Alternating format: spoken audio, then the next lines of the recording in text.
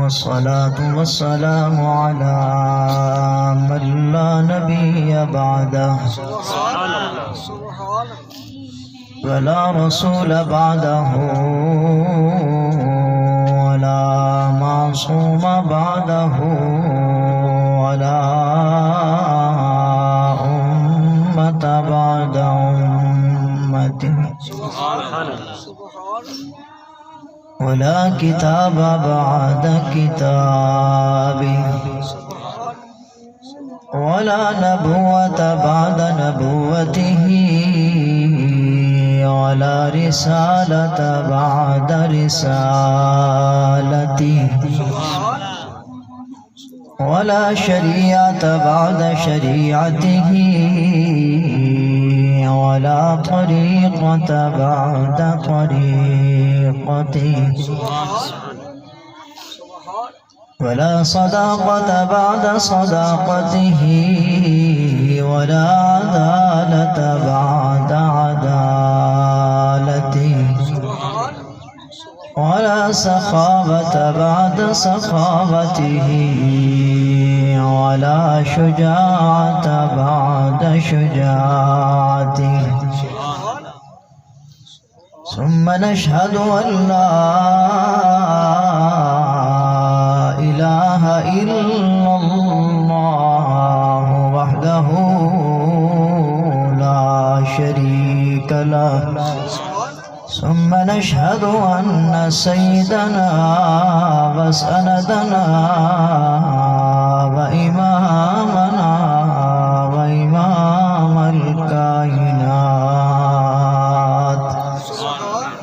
وحبيبنا وحبيب ربنا وطبيبنا وطبيب قلوبنا وسيدنا ومرشدنا وهادينا ومكينا ومدنينا وقريشينا وهاشمينا ومأوانا وملجانا ومولانا محمدا عبده ورسوله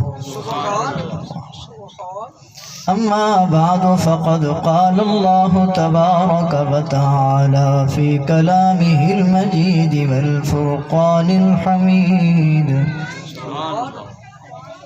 أعوذ بالله من الشيطان الرجيم بسم الله الرحمن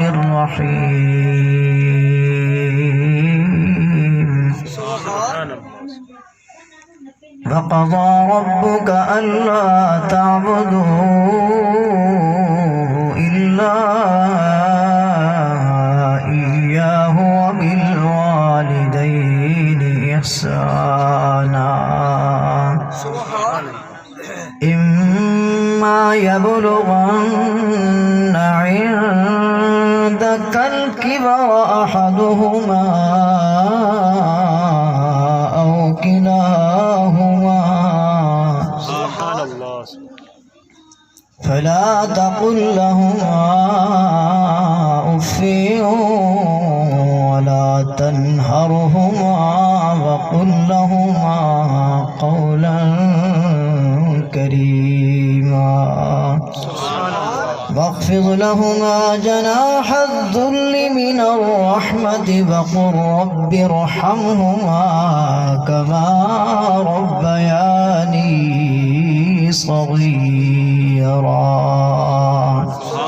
وقال تعالى في موضع آخر وما آتاكم الرسول فخذوه وما نهاكم عنه فانتهوا واتقوا الله إن الله شديد العقاب وقال قال النبي صلى الله تعالى عليه وسلم رضا الرب في رضا الوالد وسخط الرب في سخط الوالد أو كما قال النبي صلى الله تعالى عليه وسلم صدق الله مولانا العظيم وبلغنا رسوله النبي الكريم الأمين ونحن على ذلك لمن الشاهدين والشاكرين والحمد لله رب العالمين.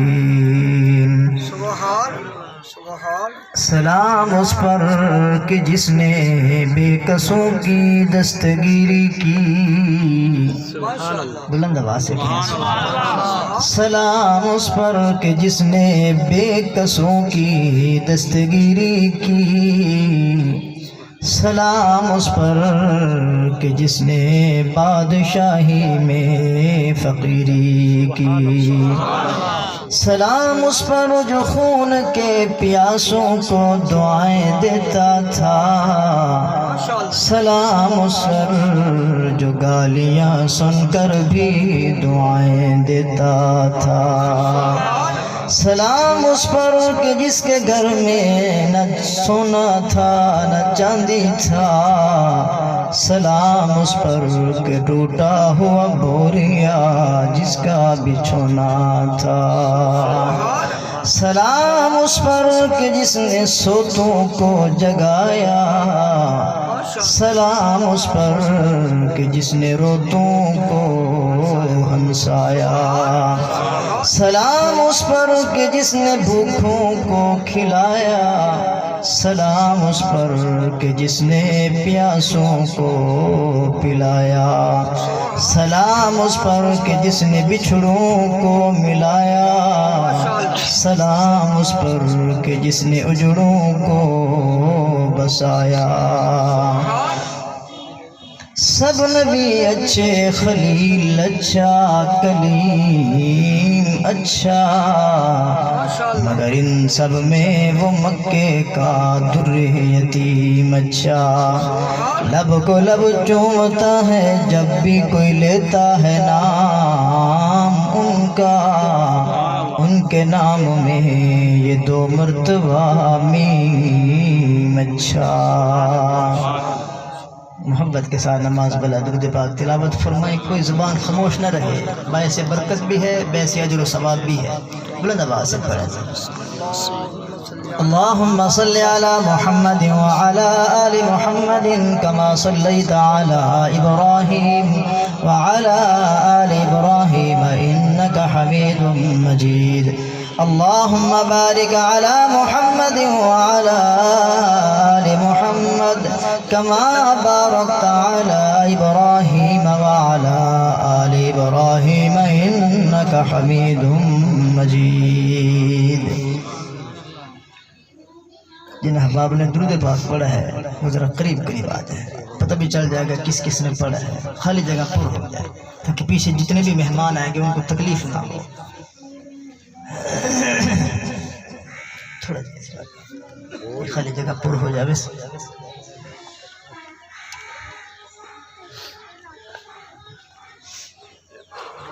اصال و ثواب کی محفل ہے.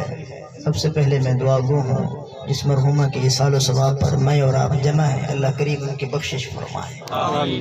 سارے کہیں آمین. اللہ کریم ان کی زندگی کے چھوٹے بڑے گناہوں کو اپنے لطف و احسان سے معاف فرما کر جنت الفردوس میں اعلیٰ مقام نصیب فرمائے. اللہ تعالیٰ مجھے اور آپ کو پوری امت مسلمہ کو موت کی قبر کی حشر کی تیاری کی توفیق نصیب فرمائے. اس کے پسماندگان کو اللہ تعالیٰ صبر جمیل اور اس پر اجر عظیم کی توفیق نصیب فرمائے. کسی کی موت کے بعد جمع ہونے کا مقصد اپنی موت یاد کرنا ہوتا ہے. آج اس کا جنازہ پڑا ہے تو ہو سکتا ہے کل میرا اور آپ کا بھی جنازہ ہو سکتا ہے. لیکن خوش بخت وہ ہے, نیک بخت وہ ہے, سعادت مند وہ ہے کہ جو موت کی تیاری کر کے رکھتا ہے. ہر وقت وہ تیار ہے کہ کسی وقت بھی میرے اللہ کا پیغام آئے تو وہ خوشی خوشی یہاں سے روانہ ہو. حضرت بلال رضی اللہ عنہ سے کسی نے پوچھا آپ کے آخری لمحات تھے کہ لگتا ہے آپ کی بیماری کے آخری ایام لگ رہے ہیں کہ جسے آپ نے دنیا سے ابھی جانا ہو. کیفیات سے بندے کو اندازہ ہو جاتا ہے کہ یہ بندہ دنیا سے جانے والا ہے. بیماری بتا دیتی ہے. ارد گرد والے سارے رو رہے تھے. حضرت بلال رضی اللہ عنہ کی طرف جب دیکھا تو وہ مسکرانے لگے, خوشی کی وجہ سے مسکرانے لگے. تو کسی نے کہا ہر ایک موت سے ڈرتا ہے اور روتا ہے کہ میں دنیا سے جا رہا ہوں, پتہ نہیں پیچھے والوں کا کیا حال بنے گا, اور آپ مسکرا رہے ہیں. فرمایا آپ کو دنیا کی فکر ہے, میں تو اس وجہ سے مسکرا رہا ہوں کہ یہاں جب یہ دنیا کی زہری آنکھ بند ہوگی, قبرستان میں جاؤں گا تو حضور کا دیدار ہو جائے گا. میں تو اس دیدار کی وجہ سے خوش بیٹھا ہوں, تیاری مکمل کر کے بیٹھا ہوں. کس وقت پیغام آئے اور میں قبر میں جب اتروں گا تو میرے نبی کی مجھے زیارت ہوگی. کافی وقت ہو گیا, زیارت نہیں ہو سکی. ایسے بھی نیک بخت لوگ آئے. ایک جنازے کے اندر رحمت دو عالم صلی اللہ علیہ وسلم تشریف لائے. جنازے کے اندر پوزیشن یہ تھی کہ حضور کا اگلے جو پاؤں کے اگلے انگلیاں ہوتی ہیں, حضور یوں کر کے سفر کر رہے تھے, چل رہے تھے, پورا پاؤں نیچے نہیں رکھا تھا. اللہ کے نبی آپ اس انداز میں کیوں چل رہے ہیں, پورا قدم مبارک زمین پر کیوں نہیں رکھتے؟ تو آپ نے رو کر فرمایا کہ صحابہ تمہیں کیا بتاؤں, آسمان کے فرشتے اترے ہیں اس سعد کے جنازہ پڑھنے کے لیے. اتنا رش ہے کہ میں محمد کریم صلی اللہ علیہ وسلم صرف پاؤں کے اگلے پنجے کے اوپر چل رہا ہوں, کہیں فرشتوں کے پروں کے اوپر قدم نہ آ جائے. اتنا رش ہے, آسمان کے فرشتے اتر آئے ہیں کہ جنازہ پڑھنا ہے آج ایک صحابی رسول کا. نیک لوگوں نے اپنے آپ کو موت کے لیے تیار رکھا ہے, میں اور آپ غافل ہیں. مگر نہ اللہ تعالیٰ کی کتنی بے شمار نعمتیں ہیں جو میرے اور آپ کے پاس ہیں. مثال کے طور پہ آنکھ کتنی بڑی عظیم نعمت ہے میرے اللہ کی. جس کے پاس آنکھ نہیں اس کو لوگ اندھا کہتے ہیں. اب آنکھ والی نعمت اس انسان سے پوچھیں جس کے پاس یہ آنکھ نہیں ہے. اس سے پوچھیں کبھی زندگی میں تو نے اپنے ماں باپ کے چہرے کو بھی دیکھا ہے؟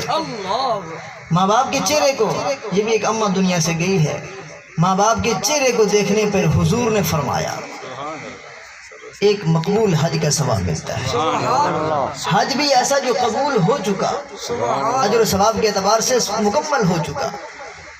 اور اگر کوئی بندہ اپنی زندگی میں روزانہ 100 بار دیکھے گا تو 100 حجوں کا ثواب ملے گا, 1000 بار دیکھے گا تو 1000 حج کا ثواب ملے گا. خوش بخت ہے وہ انسان کی جس کے ماں باپ ابھی زندہ ہیں, قدر کرنی چاہیے. حضور کا فرمان ذرا سنیے گا. آقا نے فرمایا وقال النبی صلی اللہ تعالی علیہ وسلم رضا الرب فی رضا الوالد وسخط الرب فی سخط الوالد. میں اور آپ اگر فیصلہ یوں کرنا چاہیں کہ میرے اوپر میرا اللہ اور اس کا رسول خوش ہے یا ناراض ہے, کبھی زندگی میں سوچتا ہے بندہ کہ میرے اوپر میرا اللہ خوش ہے یا ناراض ہے, تو حضور نے فرمایا کبھی زندگی کے اندر یہ بات دل و دماغ کے اندر گھومنے لگے کہ میرے اوپر میرا اللہ خوش ہے یا ناراض ہے, تو فیصلہ کرنا آسان ہے کہ دیکھیں میرے اوپر میرے ماں باپ اگر خوش ہیں تو وہ میرا اللہ بھی خوش, میرا رسول بھی خوش, اور اگر میرے اوپر میرے والدین ناراض تو پھر اللہ اور اس کا رسول بھی ناراض. فیصلہ آسان لفظوں میں ہے کہ میرے اوپر میرا اللہ خوش اس وقت ہوگا جب ماں باپ خوش ہوں گے. قدر کرنی چاہیے جن کے ماں باپ زندہ ہیں, اور جن کے دنیا سے چلے گئے اللہ ان کے قبروں کو نور سے بھر دے. حضور نے فرمایا ماں باپ کے چہرے کو دیکھنے پہ ایک مقبول حج کا ثواب ملتا ہے. اور اس سے بڑھ کر فرمایا اگر کوئی بندہ یہ چاہتا ہے کہ میرے اندر 2 چیزوں کی برکت آ جائے, زندگی میں برکت یعنی میں لمبی زندگی گزاروں, اور میرے رزق میں برکت, فرمایا ماں باپ کی خدمت کرے. جس کے ماں باپ نہیں ہیں ان 2 چیزوں سے ہو سکتا ہے وہ محروم ہو. جن کے ماں باپ ہیں اگر فرمایا کہ زندگی میں برکت چاہتے ہو کہ تیری زندگی لمبی ہو جائے, یہ تیری زندگی میں نیک کام زیادہ ہو جائے, فرمایا ماں باپ کی خدمت کرو. تو چاہتا ہے کہ میرا رزق برکت والا ہو، رزق زیادہ ہو، اتنے لوگ بھی آئیں میرے دسترخوان سے کھاتے چلے جائیں، ماں باپ کی خدمت کرو، زندگی بھی زیادہ لمبی اور مزیدار، رزق بھی زیادہ ملے گا ماں باپ کی خدمت کے صدقے سے۔ اس سے بڑھ کر کیا ہے؟ نقشہ یوں لگتا ہے اگر ماں باپ کے چہرے کو دیکھیں تو جیسے بیت اللہ کو دیکھنے پہ ثواب ملتا ہے، ماں باپ کے چہرے کو بھی دیکھنے پہ ثواب۔ یوں سمجھیے گا اللہ نے بیت اللہ کا سورہ نقشہ ماں باپ کے چہرے میں رکھا ہے۔ بیت اللہ کو دیکھ لو، قرآن پاک کو دیکھ لو، ادھر ماں باپ کے چہرے کو دیکھ لو، ایک ہی چیز لگ رہی ہے، قرآن کو دیکھنا، بیت اللہ شریف کو دیکھنا اور ماں باپ کے چہرے کو دیکھنا۔ ماں باپ کے چہرے میں اللہ نے بیت اللہ کو سجایا ہے اور پھر ان کے قدموں میں جنت کو سجایا ہے۔ چہرے میں بیت اللہ سجایا ہے، جیسے اس کو دیکھنے کا ثواب، اس کو دیکھنے پر بھی ثواب، قرآن پاک کو دیکھنے پر ثواب، ماں باپ کے چہرے کو دیکھنے پہ ثواب۔ اور ان کے قدموں کے نیچے کیا ہے؟ فرمایا نہیں ہے کہ ماں کے قدموں کے نیچے اللہ نے جنت کو چھپا رکھا ہے۔ اتنا بلند رتبہ، چہرے میں بیت اللہ ہے، قدموں کے نیچے جنت ہے، درمیان میں اگر ان کو خوش کر لے گا تو وہ خوش ہو جائے گا۔ قرآن میں اللہ نے فرمایا نہیں کہ عبادت میری کرنی ہے، خدمت ماں باپ کی کرنی ہے۔ وَقَضَىٰ رَبُّكَ أَلَّا تَعْبُدُوا إِلَّا إِيَّاهُ وَبِالْوَالِدَيْنِ إِحْسَانًا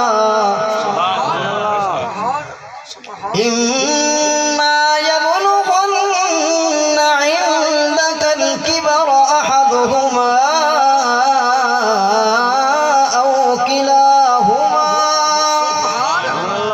ماں باپ میں سے کوئی ایک یا دونوں بوڑھے ہو جائیں، بڑھاپے کی حالت میں جائیں، فَلَا تَقُلْ لَهُمَا أُفٍّ وَلَا تَنْهَرْهُمَا، ماں باپ کے سامنے کبھی اف تک نہ کہنا۔ اف کا مطلب ہے کہ ماں باپ نے کوئی کام کہا تو آپ نے کہا دیا یہ جو ہوں کہا ہے یہ بھی اللہ کی نظر میں تم نے گستاخی کر دی ہے۔ بولنا تو اور دور کی بات ہے کہ میں آگے بولوں گا، کوئی آگے کوئی نہ کوئی سوال کا جواب دوں گا، یہ تو الگ چیز ہے۔ فَلَا تَقُلْ لَهُمَا أُفٍّ وَلَا تَنْهَرْهُمَا وَقُلْ لَهُمَا قَوْلًا كَرِيمًا۔ گفتگو کا اگر موقع مل جائے، ماں باپ سے اگر کلام کرنی پڑ جائے تو فرمایا بڑے نرم لہجے میں بات کرنا، پیار سے بات کرنا۔ وہ سخت بھی کریں تو نے نرم گفتگو کرنی ہے، وہ جو کچھ بھی کریں تو نے نرم پہلو استعمال کرنا ہے۔ ہمارے بزرگوں میں مولانا عبید اللہ سندھی رحمۃ اللہ علیہ کے متعلق آتا ہے کہ آپ کی والدہ مسلمان نہیں تھی، بیٹا مسلمان تھا۔ ہوا کیا؟ ماں کہتی کہ بیٹا یہ اسلام چھوڑ دے، قرآن چھوڑ دے۔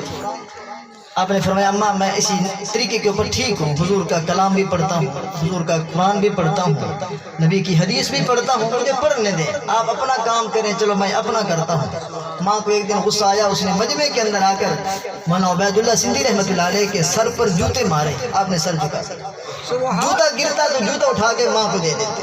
لوگ بڑے حیران ہوئے کہ ایک عورت ان کو مار رہی ہے، پتہ نہیں معاملہ کیا ہے، عورت مارتی ہے اور یہ خاموش بیٹھے ہیں، بلکہ جوتا بھی اٹھا کر دیتے ہیں۔